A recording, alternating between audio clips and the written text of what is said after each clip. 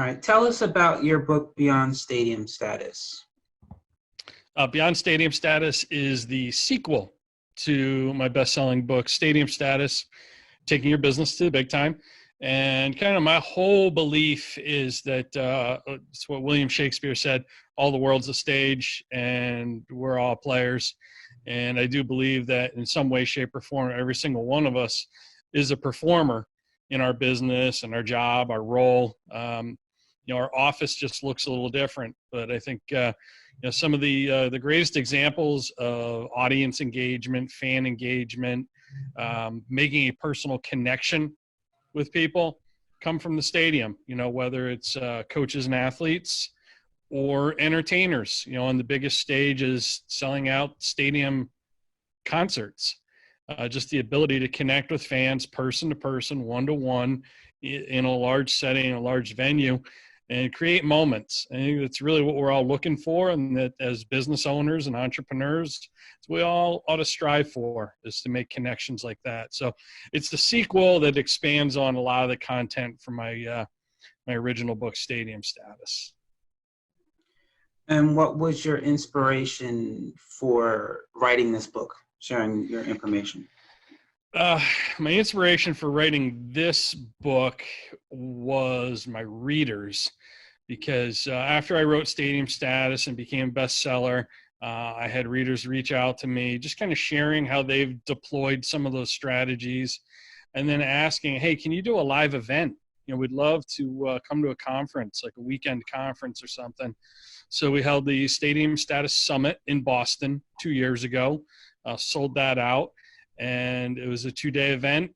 And afterwards, the attendees continued to want more. Do you have any other? And they said stadium status type content. So I did a little bit of, blogging on some new things around that. And I just realized, basically they want a sequel. And there were some stories that didn't make it into the original book that I've held on to that are now going to be in the sequel. So, a lot of it really is just based on reader response. The original book, Stadium Status, is based on my experience going to concerts. One of my favorite things to do is, attend live musical events, whether it's a festival, a big stadium show, a house concert, or, just an acoustic set like at a coffee shop. I really, I think that artists, entertainers, musicians are the ultimate entrepreneurs. They're basically standing up there naked, so to speak, bearing their soul, with the music they write, and trying to create that person-to-person connection with fans, and that could be 5 people at a coffee shop, or it could be, 50,000 in a stadium. And the strategies they use and how they tell their story and make, personal moments are, that's the stuff that we could all stand to learn from. So I've captured some of those moments, some of those strategies and stories in the original book. And, that all just ties in, Casey, with my belief that your best ideas come from outside your industry. They will always come from outside your industry. So what can a small business owner or someone who sells real estate or life insurance, for example, learn from, Garth Brooks or Kenny Chesney or Taylor Swift? A lot, because they built huge fan bases, but really they built it one fan at a time. Right. So what drew you to the marketing field? How did that become your expertise? Was that something you've always wanted to do? It's a great question. I think I have no formal training in marketing. It's all been trial and error. I didn't grow up, wanting to work in marketing. As a kid, I thought I was going to grow up and be an architect. Then I got to college. I was a psychology major, which qualifies you to do nothing with your degree if all you got was a bachelor's degree. So I went to grad school for psych. Realized it's not what I wanted to do for a career for the rest of my life. I was a college athlete and coach in graduate school. That's how I paid for grad school. I decided I wanted to go into the coaching profession as a college coach. Spent 12 years doing that, where literally the stadium was my office, so to speak. And when you're a college coach, number one thing you don't. The number one thing you do isn't coaching. That's actually the number two thing you do. The number one thing you do is recruiting. And when you're recruiting, you're a marketer. You're marketing yourself and your institution. And with no formal training, you don't major in recruiting. There's no courses that you can take for that. So it's trial and error. You have to figure out what works and doesn't work. And if you look at the marketing collateral for most institutions, it all looks the same, kind of the same boring font. There's a picture of the like the bell tower or the steeple at the administrative building on the letterhead and on the college catalogs. And it's just, you get lost in a sea of sameness if you're doing the same thing everybody else is. So I looked outside the industry just to try and find some, different approaches, different ideas to stand out. And, when you're, marketing is technically kind of in the business realm, but I really look at marketing and advertising and writing, when it's done well, it's a creative outlet. And it's an opportunity for you to express yourself and be different. And at the same time, get a quantifiable result. So that's really kind of what led me to have an interest and a passion for marketing. And when you're an author and you don't have kind of the big machine behind you of, one of the top publishers in the world, let's say, you need to figure out real quick how you can build your own audience organically and market yourself. So, a lot of it's been kind of born out of necessity, and it's been fun. It's been a challenge, but it's been real fun. I'm sure you can relate. Well, I actually have a book out called To College, Not to College. And the suggestion I have, and I know parents don't want to hear it, but I think the problem we have in America is we live by what we're told as opposed to what the results show. And one of the suggestions I have in there is don't go to college after high school. Wait until you're at least 25, because the one thing I've noticed when I talk to successful entrepreneurs is that their business has absolutely nothing to do with their degree, and that the business that they're in was not even something they ever wanted to do, but it was out of necessity. Mm-hmm. There's this, I can't remember her last name, but there's this woman named Patrice. She's in Pennsylvania. She realized every time she went to get her car fixed, she felt like she was being lied to because she's a woman. So she took an auto mechanic class and she started fixing her own car. And then her friends started saying, "Oh, can you fix mine?" And instead she started a workshop class where you can come and she teaches you how to fix your car. And she now owns her own auto mechanic, and most of the auto mechanics are female. And that wasn't something she wanted to do. She was actually working in corporate America, which she hated the job. But that wasn't what she wanted to do. And I realized even for myself, and most people I speak to who went to college, they say, "Wow, I picked the wrong degree, the wrong program." And I think it's funny because everyone, well, not everyone, but it's been proven by scientists that your brain, the part of your brain where you make the most good decisions in your life is not really fully developed till you're 21. And so I'm like, so then why are we asking 18-year-olds to make a decision that's going to last the rest of their life? And so I find it, when I saw the description of your book, I just wondered, was this something you've always wanted to do? And the fact that it's not shows that we should probably have our children wait before they just jump into college, because most people they think they know what they want, but it's really not necessarily what they want to do. I think you bring up a really important point that's related right now to this pandemic and how it's kind of changed things across the country. I remember reading somewhere, they said that there's probably going to be exponentially more kids, high school graduates, who take a gap year before they decide they're going away to college. They might, volunteer somewhere. They might just get a job and work. They might become an apprentice to someone in business. And I think that's probably, as at the time that we're recording this, we're like day 160 of 15 days to flatten the curve. But as much as we complain about the things that are going wrong and the challenges, that really might be one of the hidden blessings for that generation of sort of this grand recalibration we have going on with everything. Well, it's funny because working is actually how you become successful, because when you come into problems, whether with the job or with your customers, that's how you come up with great ideas to solve those problems. And if you don't actually work a job, then you'll never know what problems you can solve. So I personally believe no one should be in college after high school, but I know when you've been raised into a system, and even though you don't see the results of it, because most people who go to college and get a job spend their time complaining about their job. And so I'm like, you spent all that money to complain when you could have did that without a college degree. So I find it weird that the most successful people have that story that their business that they're in has nothing to do with their degree, but yet we still want our children to just jump into college. So I'm glad that you're here to share your story for people who are saying, maybe I should rethink. So what was your publishing process? And let us know some things you learned in the process, because obviously this is not something you wanted to do. So what did you learn? This is my Beyond Stadium Status is my 13th book.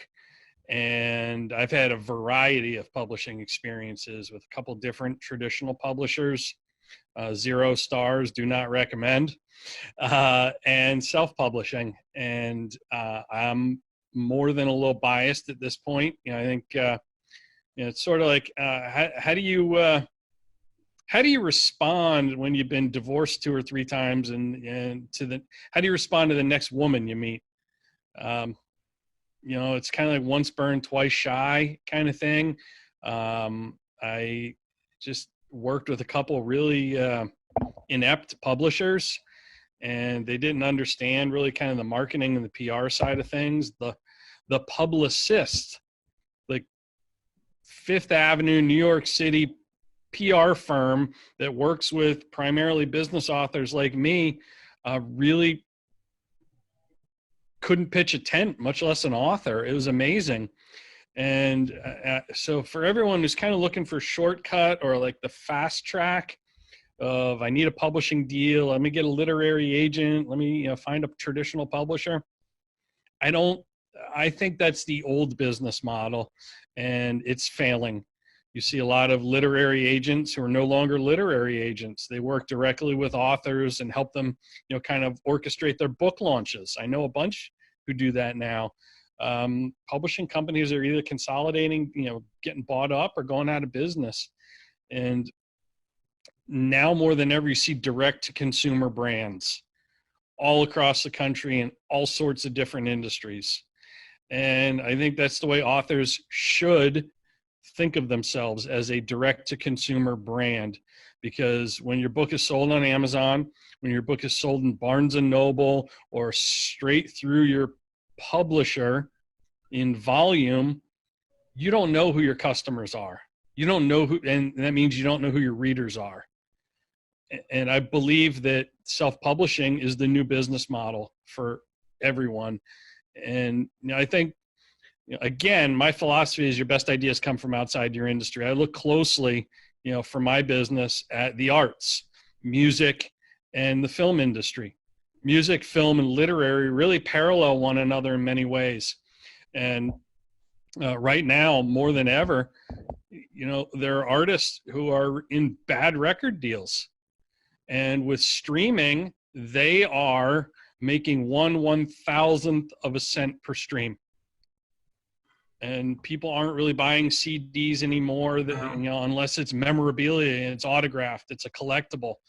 So they've had to really rely on touring as their major source of revenue. And I think authors, unless your name is J.K. Rowling or Stephen King, you need to rely on other sources than simply book sales. How can you repackage and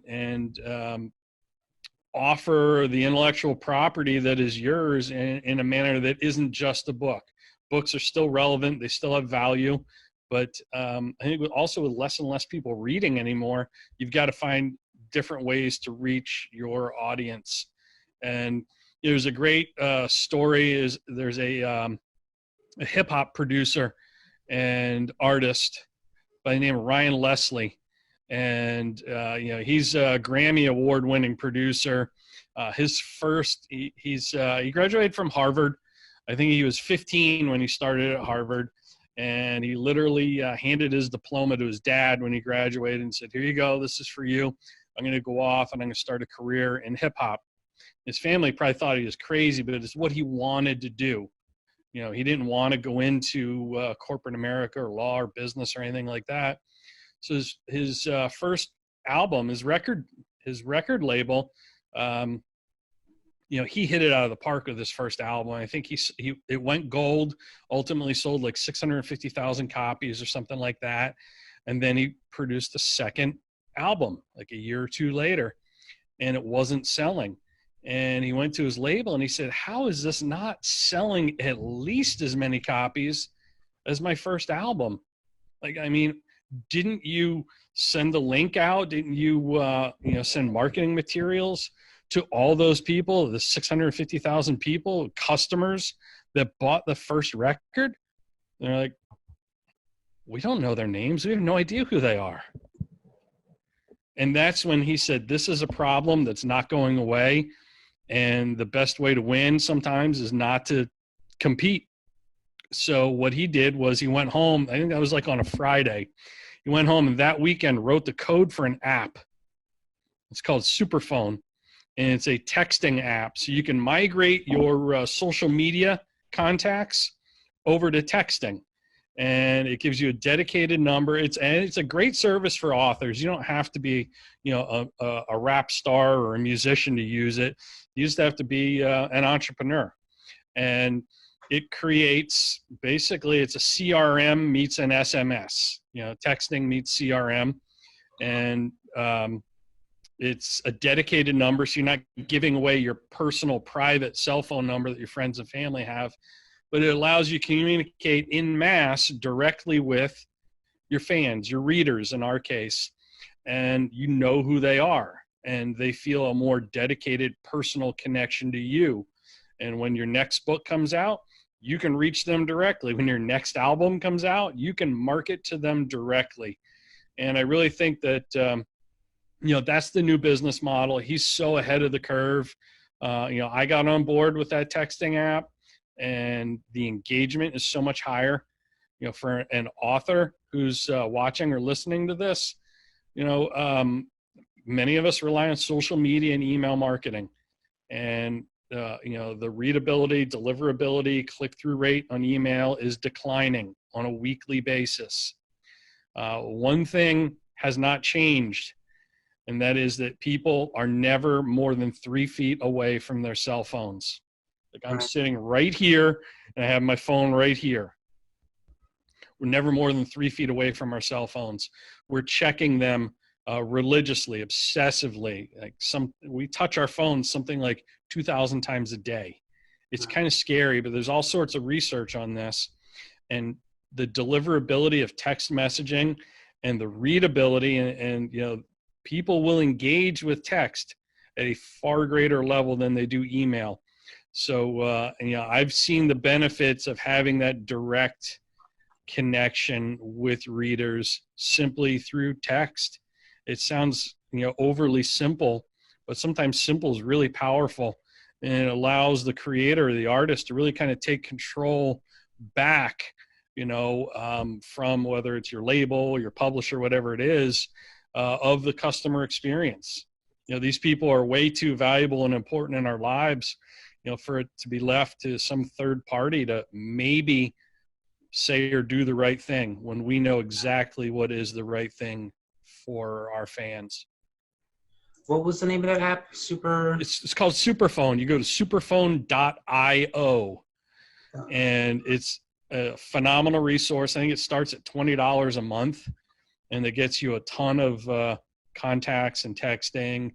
And yeah, I mean, if you think about every social media platform today too, Casey, is kind of, they're now figuring out, here's how we have to monetize things. We got to throttle down how many people see your tweet or how many see your Instagram post, and they want to force you, like Facebook wants to force you to boost posts for your fans who were supposed to organically see stuff, to actually make that same thing that was visible to everyone a few years ago visible to a fraction of your audience. You don't have that problem with text. Everybody gets it. Right. So yeah, I think there's been kind of a seismic shift in things with that. The one thing that shocked me about publishing my books was the whole PR, advertising, and marketing. I remember going to the library, getting some books. I was like, this is very confusing. So I said, I think I'll just hire a PR, So I go to, contact them, and they're like, well, before we take you on, we want to know what you're going to do, as far as blah, blah, blah. And I'm thinking, Yeah. I'm hiring you. That's, Yep.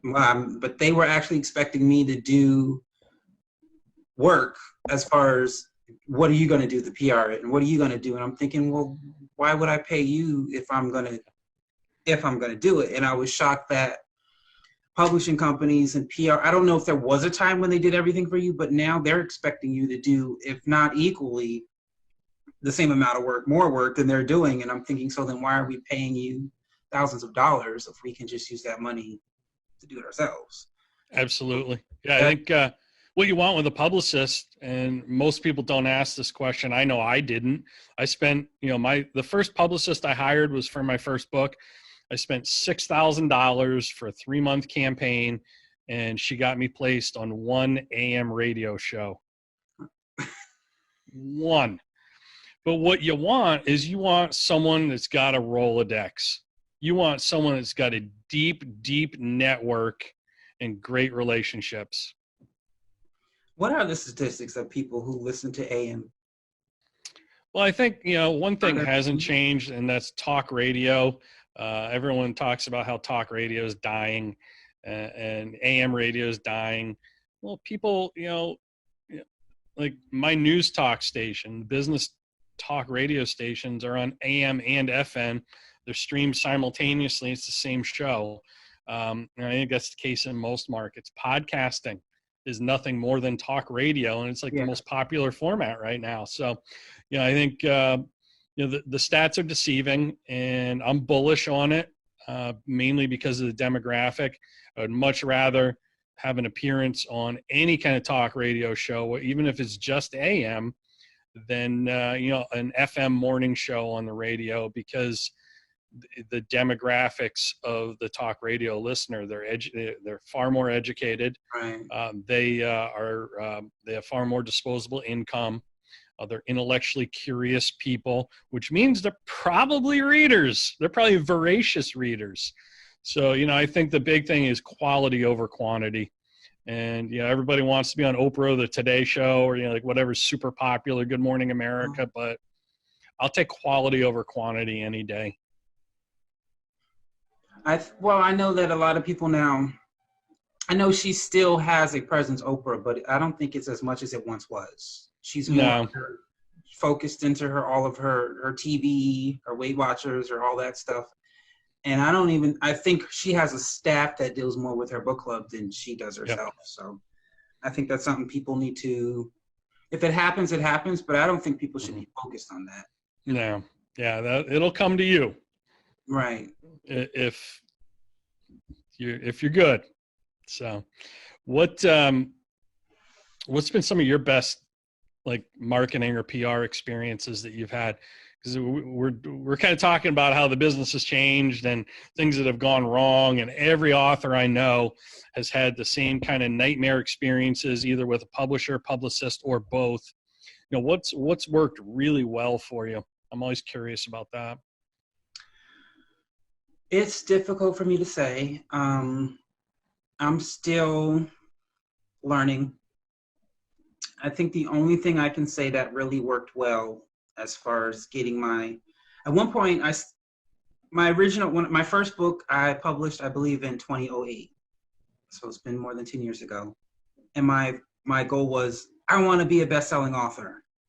Yep. And now my goal is, I just want to find readers. I don't care about, how many. I just want to find readers. And I knew the first step was not to market to people, but to specifically market to readers. Yep. So the two things I would do would I would go to the thrift store. I have a thrift store where you get a grocery plastic bag full of books, $1 for the whole bag. Wow. I would put those books up, and then I would, because I have different type of books, so I would get children's book, and then once I would put on eBay or listia.com, which is similar to eBay, but they use digital money instead of real money. And then when I would send it to them, I would send my, postcard or business card or a flyer of some sort saying, hey, my name is Casey Bell.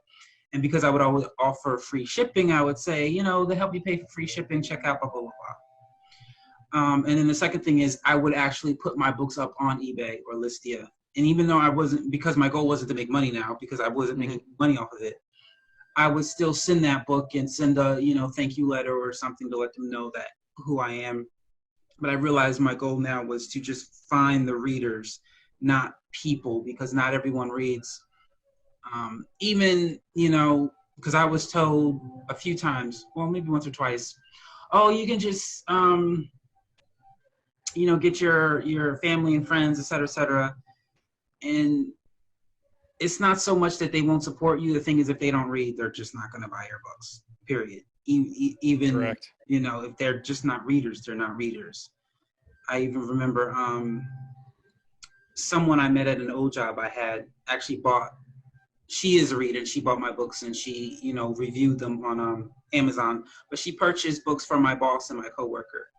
And my coworker said, oh, you can sign it, but she said, I'm probably not going to read it because I don't read books. And I wasn't offended by that, but at the end of the day, I think authors, or especially self-published authors, have to understand if they're not readers already, they're not going to support you, and it has nothing to do with you. It just has the fact to do with it. If they're not readers, they're not going to read, and so you have to first find your readers and then find your specific readers. Because if you write a romance novel, you can't market to people who enjoy horror, because they're just not going to. So I had to learn a lot through the way. But right now, that's been the only thing that's been working for me. I think I'm... Can I interrupt you to tell you how smart I think you are? Oh, wow. Thanks. I think it's genius what you did with eBay and Listia. Is it listia.com? Yeah, listia.com. I think that is genius because on a bunch of fronts. Number one, you know exactly the audience you are reaching, the readers. They have proven by taking money out of their wallet, even if it's a small amount of money for a used book, by taking money out of their wallet, having the financial skin in the game and buying the book, you know they're readers. And you very subtly but powerfully positioned yourself by including your marketing collateral with that book that you sold them. And invariably, there are going to be a percentage of those people.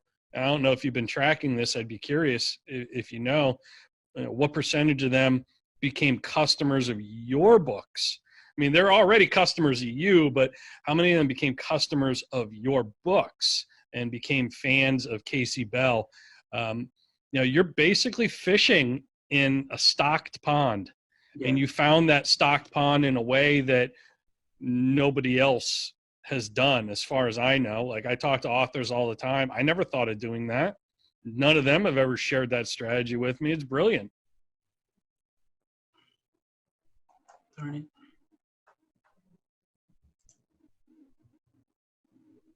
All right. You're okay? Okay. You just froze. Yep.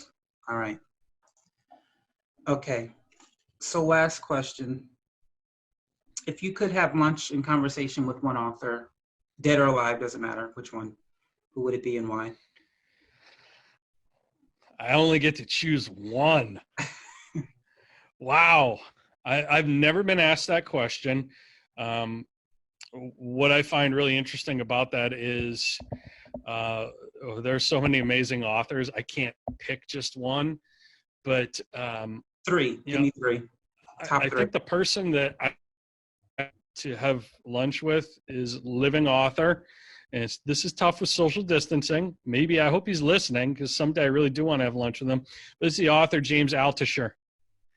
And he's based out of New York City. He wrote the book Choose Yourself. Yes. He is an investment whiz who decided, you know what, I'm going to take a different path. I don't want to work in finance forever. He started writing books, became an entrepreneur. He actually owns a comedy club in New York City. And he's just one of the most dynamic, eclectic, probably a little eccentric like me, people you'll ever encounter. His books are fantastic. And he's someone, who's self-published, did it himself. And his book, Choose Yourself, really was very influential for me as I was kind of blazing my trail. I just find him to be fascinating. He's not necessarily a household name, like a Stephen King or J.K. Rowling or anyone like that, but just one of the most fascinating people. So yeah, I'd love to have lunch with James. And James, if you're listening to this, I'll come to you and I will absolutely foot the bill and we'll go wherever you want. I like his story. I actually used to be on his emailing list, but it became overwhelming. But I do. Oh yeah. I like his story of how he began and then how he went bankrupt, and that's his whole story that he tells, and he talks about his daughter a lot. And he's definitely someone I would suggest people to research and get to know him more. And he's a non-linear thinker, and I'm a non-linear thinker. I get the sense you are too. So yeah, that makes perfect sense. On planet Earth, there have been several famous sequels that have gone down in history as even better than the original. The New Testament, the Second Amendment, World War II, New Coke, ESPN2, Alvin and the Chipmunks, the Squeakquel. But one work of literary genius towers above all other sequels the world has ever known. Beyond Stadium Status, by the great American scholar John Brubaker.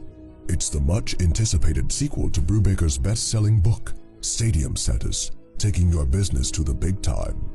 Here's what some highly respected literary critics are saying about Coach Bru's new book. It's a quick, easy read. I read it in my mom's basement in an afternoon.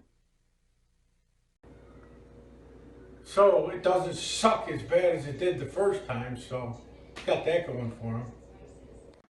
If you hate it, don't worry. It's the perfect size to use as a coaster, doorstop, paperweight, fly swatter, hot plate, or mousepad.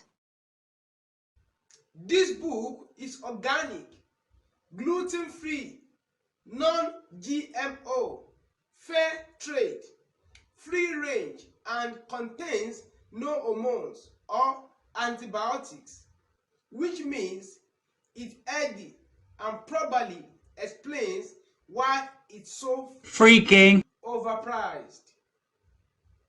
You know what? I think the book sucked because there weren't any pictures of color in it, and that really made me really mad. I used to have insomnia until I read Coach Bru's new book.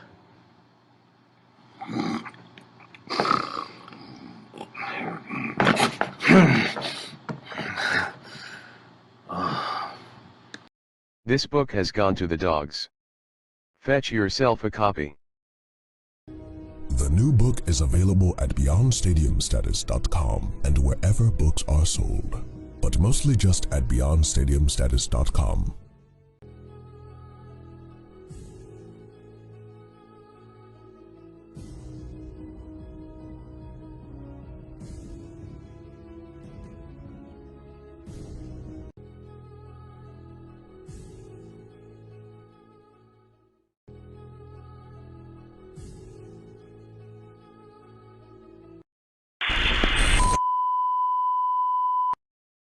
And we are back. Let's continue this conversation.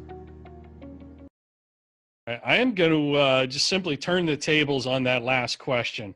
And now I'm going to ask you with my first question, the last question, the fifth question you asked me. You could have lunch with any author, dead or alive. Who would it be and why? Agatha Christie. She's, well, I don't remember when it started, but I think it no, I know for sure I used to have a Law and Order addiction, and I'm very much into mystery. I'm very much into whodunit, basically. I can, for the most part, never figure out who done it, but I still enjoy watching whodunit stuff. And I remember being introduced to her, and I've read. I think it was because I joined a book club, and one of her books was in it, and then there were none. And I read it, and the entire time I kept trying to figure out. And I was like, "Oh, I know who did it." And then when I got to the end, I was just blown away at the ending. And then I read another one of her books, and I'm just so intrigued of not so much the storyline, but how she finds out who did it and how they were able to do it without, I'll say without me figuring it out. I don't know who else can say they figured it out, but I know for sure I've never figured out the ending of her books. And I just think her writing skills, the way she writes and the way she gets to the end is amazing. Yeah, I find her to be a very cerebral, nuanced whodunit author, as opposed to many others who are not. And yeah, she is kind of one of the OGs, so to speak, in that space. I really enjoy her as well. Next question for you is, we're going to kind of go back, way back.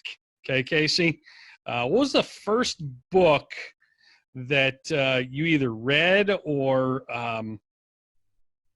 that maybe it wasn't the first book you read, but what was the first book that made you fall in love with reading?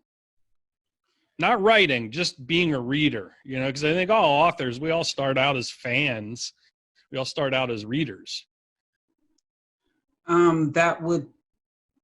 I can't think of, because I used to think reading was boring and I didn't enjoy it. And I remember maybe 5-6 years ago, I started going to the library, but I started getting nonfiction books on finances and taxes and marketing and et cetera, et cetera. That's what made me realize that reading wasn't boring. I think because I was gaining knowledge that I needed. Mm-hmm. I can't remember the first one that I read. I know that I can't remember the first one that I read. One that does come to my mind is Crush It by I can't think of his name, Gary Vaynerchuk. Yeah. Yes. Yep.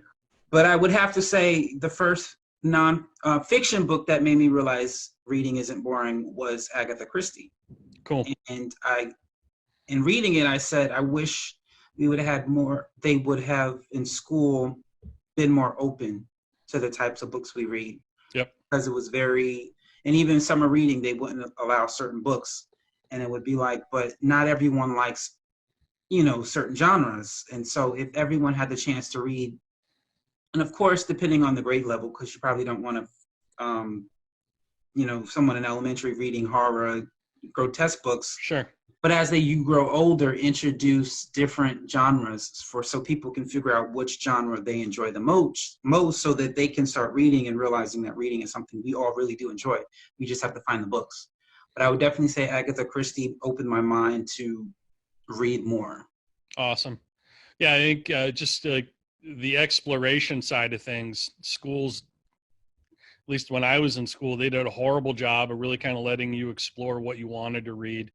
In spite of this whole pandemic and the school year kind of being cut short and kids getting sent home, one of the things my daughter's high school did to kind of pivot and try and make, summer assignments, summer homework, whatever you want to call it, fun, was they changed the summer reading structure completely. And they really minimized it. And they just said, read one book, whatever you want. But, come back and be able to report back about the book that you read and share that with your class. So, and I think when you do that, you allow kids to explore, and it becomes a want to as opposed to a have to. What do you want to read as opposed to I have to read, Tale of Two Cities or Catcher in the Rye or whatever, So yeah, I'm always curious, like, what's the want to for people when it came to books? Next question is related. Who or what made you want to become a writer? I'm always curious about people's backstory who, are authors. 'Cause typically people don't go to school for creative writing and set out knowing they want to be an author someday. It's weird for me because I never intended to be an author. It took, well, the first time I started writing, I was like 5 or 6 years old. And, but through my life, I realized, so I first started, I wanted to be a gospel singer, and then I decided I wanted to be a chef, and then I decided I wanted to be a visual artist. Then I decided I wanted to be an actor, and then I said I'd probably just do graphic design. And I was changing, it kept changing. And then finally, I just remember praying, and God showed me during all those times of me changing what I want to be, the one thing I never stopped doing was writing. Oh, and wow. I wasn't writing to be a writer. I was writing either because I was bullied a lot in school, so I would write down my frustration and anger. Yeah. If for whatever. We have that in common, by the way. Okay. Yeah. I sang, like I said, I wanted to be a gospel singer, so I sang a lot, and sometimes I would make up like real songs. Sometimes I would make up silly, ridiculous songs, but I would write it down anyways. If I was happy about something that happened, I would journal it. I'm sometimes, how do I say, weird when I see something, like if I see a dead cat, for whatever reason, a story about that cat and how it became dead and the owners, like I can come up with a big story just looking at a dead cat. So I would write it down, but I never wrote it down thinking I would be doing this as a profession. I wrote it down just because it was fun. It was more fun for me, and therapy and things of that sort that made me do it. It was and I don't even remember why it came to me, but it was like in 2006, 2007, for whatever reason. Maybe it was because I was on MySpace and I saw my high school friends. I just began to remember all the things that happened to me in high school. Well, not to me, to students, like, dropping out because they're pregnant. One student got caught in a hotel room with a substitute teacher. We had a bomb threat, just different things. And I began to think about it, and I stopped and said, like, first of all, they never sent out a letter or anything to our parents about the bomb threat. To this day, my parents know. It came out to be false. They found the boy who did it sent an email to his teacher saying, if you don't give me an A in whatever class, I'm gonna do a bomb. He sent it through the high school computers, and the only way you can log in was you had to log in your information. So that's how they found him. So I'm confident he's not launching rockets for NASA today. No. So I guess because they figured it was fake, they didn't have to alarm the parents. But I just began to think, like, we didn't go, oh my gosh, this is horrible. Like, it was just like regular day, nothing bad happening. And I said to myself, why did we just accept it as if this is stuff that happens on a daily basis? So I said, I'm going to write a book about it. And that was my first book, was writing about all the things that happened. And I made sure I changed some of them. I changed genders, I changed names, obviously. I changed stuff because, but then again, I mean, the stuff that's in there is so specific. If they've read it, they know exactly who I'm talking about, because it was specific stuff. And that was my first. And when I wrote the book, I said, well, no one's going to publish this, because I didn't know about self-publishing at the time. And I didn't know, I don't think the middle ground publishing where you pay a publisher to do it for you, I don't think that existed yet. So I said, well, no one's going to publish this because I'm not that best of a writer and blah, blah, blah. And so I just wrote it and I set it aside. And then my church actually had a author come in who she self-published her book, her memoir, autobiography. So she came in and she did a workshop, and I was like, maybe that's the way I should go. So I took all the notes, and there was fear in me, of course, but I said, might as well figure this out and do it. And I've been on that path since then, self-publishing, researching, finding new things. But one thing I do like is there's a lot more options today than there were back then, and a lot more information. And that's basically how I became an author and became a writer. I was always doing it, but I did it for fun. And because my English scores weren't the best, I never had the mindset I should do this, being that I'm doing it. And so Now, I love that you didn't wait for someone to give you permission, because you'd still be waiting. I'd still be waiting if we waited for someone to give us permission. Yeah, it's just there's so much drama that happens in high school. There's no shortage of content there, right? It was a lot of stuff. Like I said, at the time, I guess because I had a child mind, it didn't I never went home and told my mother all this stuff that was going on, like bomb threat, blah, blah, this is happening, that's happening. And the funny thing is, I remember I actually had that substitute, and he was everyone's favorite. And so when I saw that they showed, one of the students showed me in the newspaper, blah, blah, blah, I was like, oh my gosh. But I never thought to go home and talk about it, or to, it was just, oh wow, that happened. It was gossip. Next day we moved on to the next thing. So I decided to write a book on it only because even a friend of mine, well, I had someone dealing with bulimia, and then I had someone who actually, she had to go through some type of hospital because she was anorexic to the point to where she was bone thin. And she left school. Well, her parents took her out of school. She went to some type of therapy of some sort, and then she came back. But I just remember, like I said, when I was going through it, it was just whatever. And then when I came out of it years later, looking back on it, I said, there's probably teenagers out there who can use this to help with them with whatever they're going through. Yeah, our mess becomes our message, I like to say. That's very accurate. I also think there are no coincidences. Is God's way of remaining anonymous. Like, there's a reason that author came to your church. Yes. 100%. So what's your favorite, do you have a favorite place to write? And where do you draw creative inspiration? I'm being selfish. I'm jamming two questions into one and making them seem really related. The first, where I am now, the computer, I just, nothing special. Sometimes I used to feel guilty because even when I write plays, they have a, well, I'm sure it's shut down now, but they have somewhere in up New York State, like near Canada, a place, I think it's like $1,000 a night or whatever for a weekend or whatever, where you can just be alone. And it's one of those places where there's no electricity, et cetera, and you can be alone. And they used to say, this is what you're supposed to do as a writer. You're supposed to be a blah, blah, blah. And I'm like, once I have at least my beginning, middle, and end, I can sit down and write without a problem.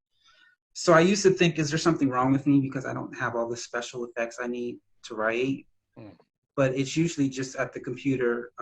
Every now and again, sometimes I'll write notes in a notebook before I begin the actual process, but for the most part, it's just at the computer.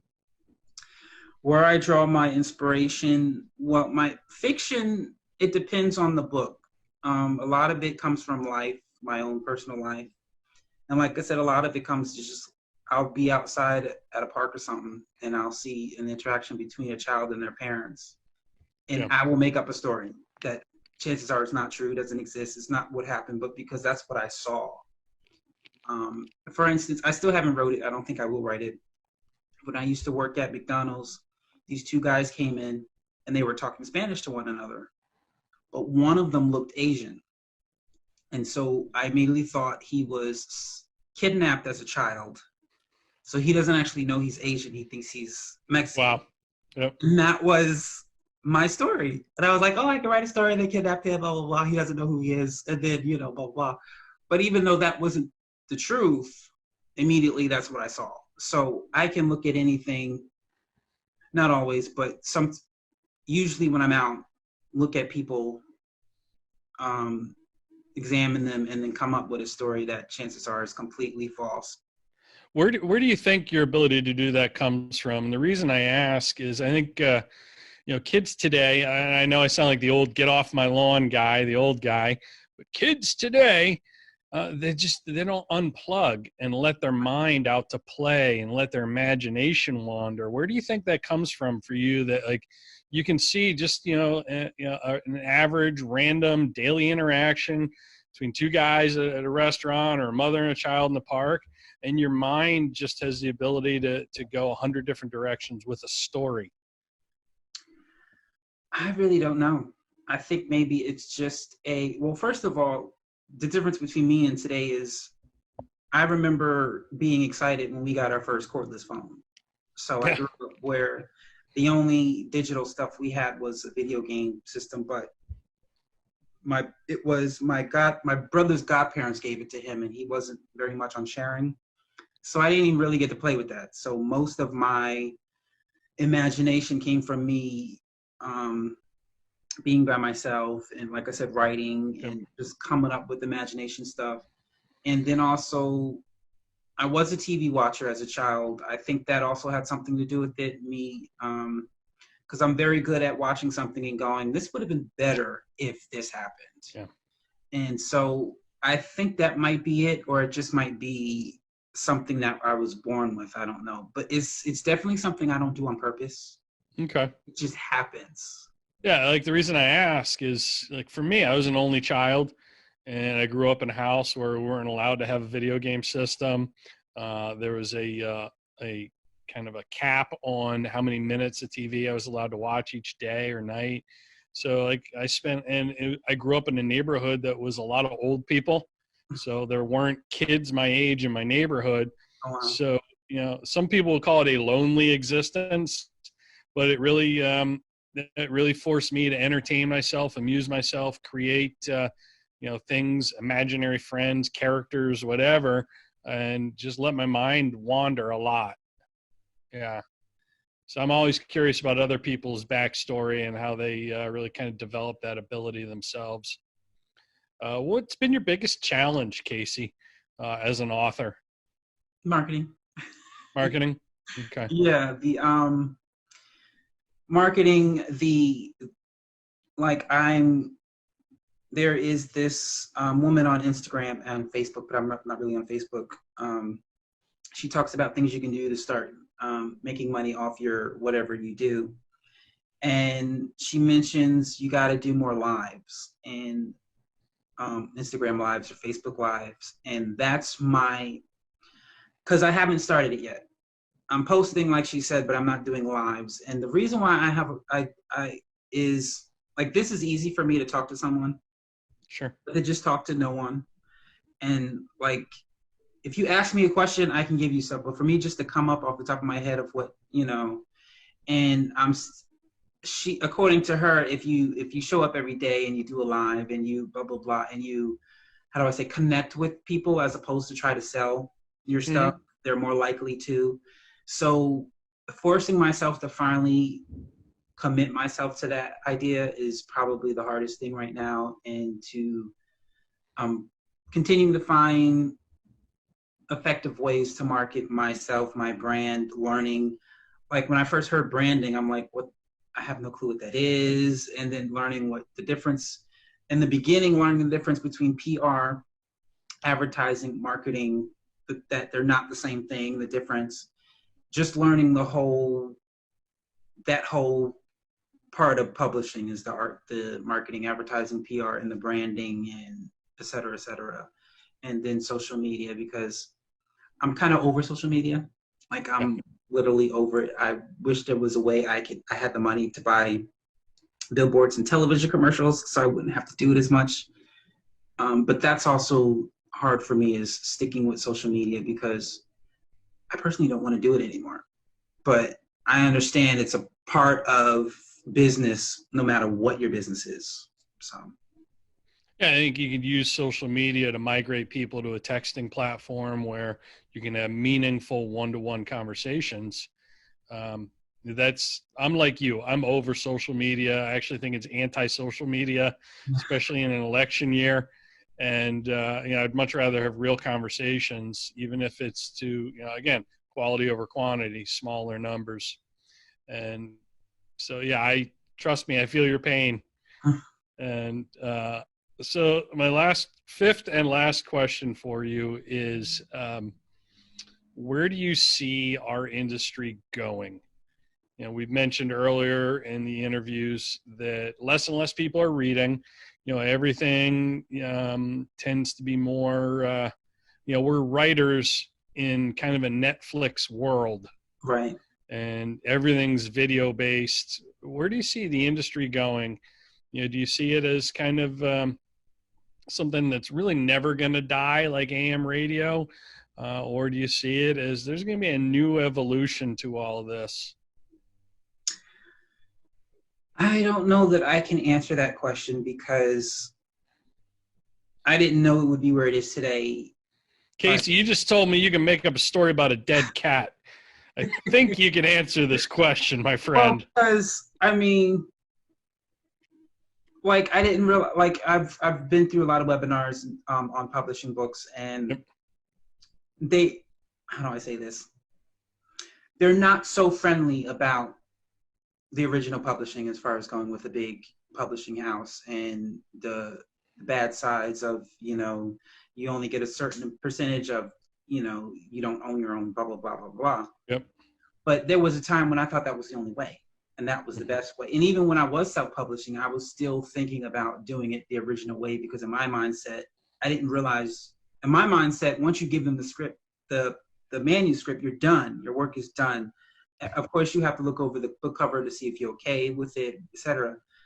But I thought that was it. And so to now be in the place where most people are talking about self-publishing and that's the best route, and to know that I never thought that that would be, to ask what's next, I mean, I'm pretty sure, well, I see that now audiobooks is the thing to do now because now they're telling me you should do audiobooks, blah, blah, blah. So I'm assuming at some point that will probably be the thing. I guess we would go into video books where Yeah, that's what I'm wondering. people are not necessarily books to film, but where people are creatively reading the book, so to speak, and maybe you'll see some graphics, maybe you'll see some action of someone, you know, you'll hear, and she walked into the such and such, and you'll see the person walking. Because it seems like that's what people would rather see visually than to read and get their own vision of what is being read. Yeah, I think you're right with that. I think you're spot on. And, you know, I always look at other industries and you just described the music industry. Yeah, people listen to music, but boy, do they love music videos of that exact same song they listen to. Well, I think Beyonce just, with her video album that she just released, that might be the way people are going to go. I guess because people like to see stuff. They just don't want to hear. I guess people want to see stuff. So maybe that'll be the next thing. What do you call it? A video book instead of a video album where you see. I didn't realize Beyonce did that. There's an artist that I really like named Sturgill Simpson. He's kind of an Americana artist. Some people would call him country. I think he's more Americana. And he just, with his new album, just released a video series. It's basically like a science fiction cartoon video that pairs up and kind of tells the story with each song. Okay. And I mean, it's like a short movie, really, but it coincides directly with and is intimately related to the whole album.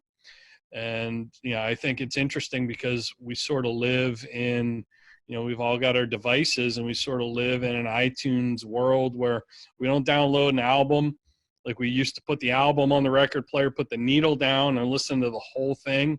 We buy singles. You know, We're not in an album world anymore. We're in a single world. And he's found a way, and Beyonce's found a way to get you to want to listen to the entire album, not just a single.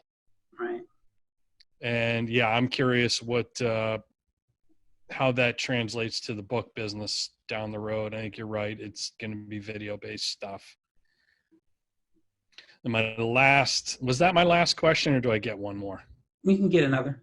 Okay, I get a bonus question. Awesome. What is the best piece of advice you have for other authors? You know, maybe somebody who is not quite as far down the road as you have traveled. Maybe it's like a cautionary tale of what not to do. What's your best piece of advice for a professional peer? Well, the advice I would have for anyone in any business field is to research the business side of it before you research the work side of it, because when we see, you know, musicians, or we see contractors, or we see lawyers, we only see what they're doing, but we don't see not only the road it takes to get there, but we don't see the things they're doing when they're not. You know, lawyers do more than just go to court, you know, so we don't see the stuff they're doing when they're not in court. We don't see, you know, what the construction builders are doing when they're not building. We only see the main thing. And so I would say just research the parts you don't see. Like I said, research the difference between the 3 different types of publishing and which one you think is best for you. Research the PR and the marketing and the advertising. Research the book cover, you know, research the editing part of it. Research the literary agent part. Like, research everything before you even get started, because lots of times we get in and go, oh my gosh, I wish someone would have told me such and such. And it's like, well, there's books out there that did tell you, but you just saw the I guess you can say the glory side of every business. Sure, the sexy stuff, right? Yeah, we didn't see all the horrible things they have to go through before they get to that. So I would definitely say, and take the time to, even talking to high school students, I would say even before you go to college, call, if you want to be a nurse, call a hospital or a doctor's office and say, hey, can I do a Zoom call with a nurse? Or can I come in? Can I mirror you? Can I talk to you? Like, find out stuff, because there's some things you're going to go through that no one has, but a lot of things, mistakes we make, someone already made them. So you can ask someone before you get into, you know, before you get into it, to see if this is really something you want to do. So I would definitely say do a lot of research beforehand. Awesome. What's your website, Casey, if people want to find out more? It's authorcaseybell.com. Awesome. Thank you. And yours is? coachbru.com, coachbru.com. Amazing. Well, thank you for your time. Thank you. I am so inspired by your entrepreneurial genius and what you've done with Listia and eBay. I just think that is that's super next level, and you've inspired me to really put my thinking hat on, get creative. Like, how can I do something like that? Not the same thing, but something similar, like find a hungry audience and feed them. Yes, I like that. So thank you for your time. Well, that's all we have for you today. Thank you for joining us. We hope to see you again on another episode of Writer to Writer Interviews. Thank you for watching.